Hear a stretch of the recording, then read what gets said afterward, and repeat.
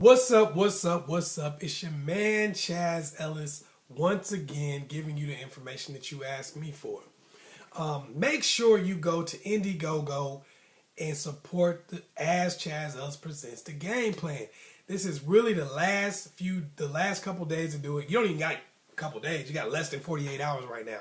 Make sure you go out and do that today. It's Friday. You got a job. You can make a little donation. All right? And you can get perks for it. You can get DVDs and all that stuff. Support what you love. If you feel this is helping you, make sure you continue to support it. All right? Go there. You can hit the annotation somewhere. So make sure you go ahead and do that. Also, the question for today on the ChazzEllisProject.com is it a good idea to send naked pictures? I want to know. We having good discussions. The last discussion was dope. Everybody weighed in. I got good information from y'all. Threw some little stuff back on there because I am communicating with y'all on there. So that's the question. Don't hold nothing back. Say what you want to say, man. We let everybody through. We don't care. So that's what I want to know. Is it a good idea to send naked pictures? Now, ironically, the question for today is about keeping somebody interested on the internet. No, I had a young lady ask me a question. She says she doesn't necessarily want to meet the person yet. So how does she keep him interested while, still on the internet and not meeting him? Okay, good question. How do you keep somebody interested on the internet? The first thing you want to do is you want to ask your questions with a sense of purpose. And you want to do that so you can become a part of their life and get the story. What is it that makes us stay with people after many years, even when we're not so interested anymore? It's because they know our story. They know the supporting cast of our lives. They know your mama liked to drink. They know your daddy used to smoke crack back in '88. He's off it now, but he used to smoke. They know your brother is real sedity. They know your aunt used to steal from the Walmart. All kinds of crazy stuff that you really don't want to tell somebody else, but you don't want to have to explain that every time you tell the story. You know what I'm saying? Like, you might be like, okay, man, my mama was doing such and such. And people are like, what? They don't care because they don't know the story. And you don't feel like always telling the background story every time you want to tell something. So you like to talk to the same people. So when you ask your questions in the beginning, start finding out things about their family, their job, things of that nature, so you can understand and know their supporting cast. That way you're getting involved in their world. So when they talk to somebody, they're like, I need to talk to somebody about what just happened. They immediately want to hit you up on social media, or they immediately want to hit you up on the internet or whatever and talk to you. Why? Or they want to text you or whatever the case may be, because they know you know the story. They know you know the characters involved. So find the characters involved. Figure out what's going on in their life so that you can talk to them and discuss that with them. All right? The next thing is you want to send frequent pictures and information. This is drawing them into your life. What I mean when I say send frequent pictures, different poses, different places, because you got to think, when you're dating somebody in person, you're pretty much seeing that person like every day or every other day, right? So when you see somebody on a regular basis, that means that they seem more real to you because they are real. You're seeing them every day. You're seeing them in different poses and you're liking them more because you're constantly being around them.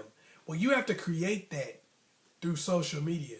You have to send those pictures and be in a different situation, telling them what's going on in your life.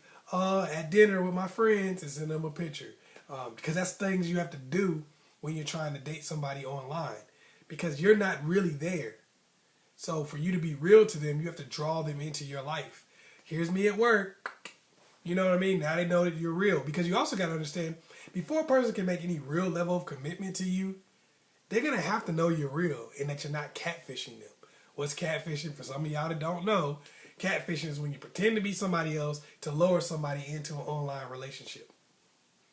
Crazy, right? I got a video that is like 5 signs you're being catfished. Check that out and you can know a little bit more about it. But anyway, people start thinking you're catfishing them, right? So they don't want to be, they can't really get close to you because they don't know you're real. But the more pictures you send, the different situations you send pictures in, the more information you give about your life, I'm not saying you want to get to know them as you start giving information, but you want to make it real for them. Hey, I'm at work. Hey, here, this just happened today. Hey, yada yada yada, and you know information about them, and they know information about you. That means that you're connecting on an emotional, mental level, and now you have a real relationship that's between the ears and in the heart, which kind of can put you ahead of the game for anybody. You know what I mean? You want to send pictures with different angles and stuff so they can see you and take in what you look like. And the reason why you want to do that is because you don't want to be fake about what you look like. You don't want somebody falling in love with you on the internet and then they meet you and be like, that's how you look? Because that's not helping you. All it's going to do is make you feel bad about yourself. You're going to be like, man, this person just pretty much rejected me and I know for a fact they liked me before. Why deal with that when you could just take all kinds of pictures at different angles and let people know what you look like? You don't got anything to hide, because somebody who really likes you is going to like you no matter what you look like. For the most part. They're going to like you anyway, or they're not going to like you. So find somebody who likes the whole package. This is a sensitive one, but I'm going to do it anyway. I asked the question before, is it a good idea to send naked pictures? Now, whether you like to send that stuff or not, whatever you want to do a slow reveal. All right? Start out taking pictures with a regular shirt on and stuff like that. Don't go straight to naked, because that's one of the biggest things that you have to avoid in online relationships, is that they go so sexual so fast, because a lot of your inhibitions are removed when you're not talking to somebody in person. So a lot of times it becomes all y'all talking about is sex. It's just sexting. Yo, send me a picture of this. Oh, and that becomes what your relationship is about as you don't talk to each other. So if you spend like 3-4 weeks never meeting each other, what ends up happening a lot of times is it's become completely sexual. So by the time you meet each other, that's really all you are now, is friends with benefits. And you ain't even had sex yet, because you're just sexting constantly, sending naked pictures constantly. That's all you're doing because you're trying to keep that person interested. So you want to do a slow reveal where you're, I'm in a regular outfit this time. Now you're seeing me at different angles. Then maybe, spaghetti straps or something like that. Or if you're a dude, maybe you don't want to really just take your shirt off right away or whatever. Because I understand that, we live in a different world now, and it is sexual. And people do things over the internet. They do things over the phone and stuff like that. I get that. But what you want to do is you want to maintain the integrity of the relationship and make it more than that. Unless all you want to do is try to get some. But from the question, you want to keep somebody interested. You ain't just trying to get some. So, do more. Make it slow reveal so you feel like you're building up like you do in a real relationship. You don't meet somebody on Monday and then start smashing on Tuesday. Sometimes you do. But most of the time in a relationship, you meet somebody, you talk to them, and there's a reveal. And that's kind of how it works. Use different forms of social media. That's the last one I could. Use different forms of social media. Use Skype. Use